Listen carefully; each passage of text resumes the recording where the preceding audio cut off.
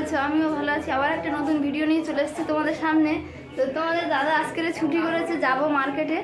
এই তোমাদের দাদা লজ্জাতে পালাচ্ছে। তো যাই হোক, তোমাদের সব কিছু দেখাবো।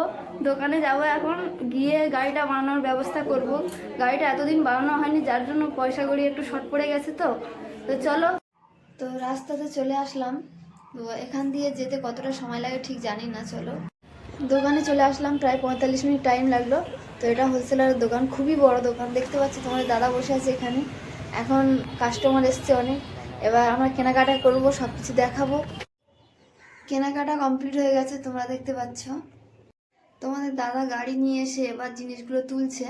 এখান দিয়ে ডাইরেক্ট গ্রিল দোকানে যাব, যেখানে গাড়ি কমপ্লিট হবে। আজকের হাটবার। তো এই মার্কেটটার নাম মহাবিশাল। এখানে মানে আজকের হাটবারের দিন, তো জামা কাপড়, খুব সুন্দর সুন্দর জামা কাপড় বিক্রি হচ্ছে, তোমরা দেখতে পাচ্ছ। আর মার্কেটটা অনেক বড়। আজকের বুধবার।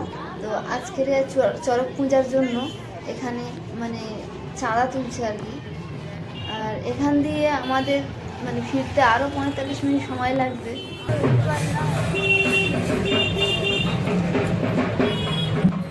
তোমাদের দাদা গোলু আমার পাশে বসে আছে।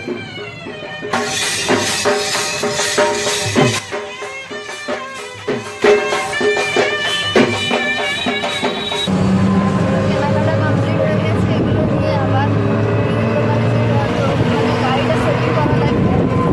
তোমাদেরকে গাড়িটা গ্রিল দোকানটা দেখাবো। টোটো গাড়ি ঘুরতে আসছে।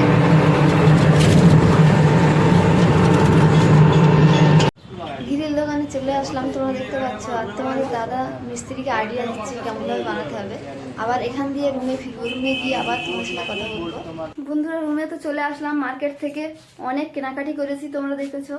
তো আজকের মতো স্টপ করলাম। তোমাদের দাদা তো বাথরুমে চলে গেছে। তো লজ্জাতে তোমাদের সামনে আসতে পারে না, ক্যামেরার সামনে। তো খুবই লজ্জা করে। তো যাই হোক, তো যখন গাড়িটা রেডি হয়ে যাবে, পুরো একদম ফিনিশিং হয়ে যাবে, কমপ্লিট করা, তখন তোমাদেরকে সব কিছু দেখাবো। আজকের মতো টাটা।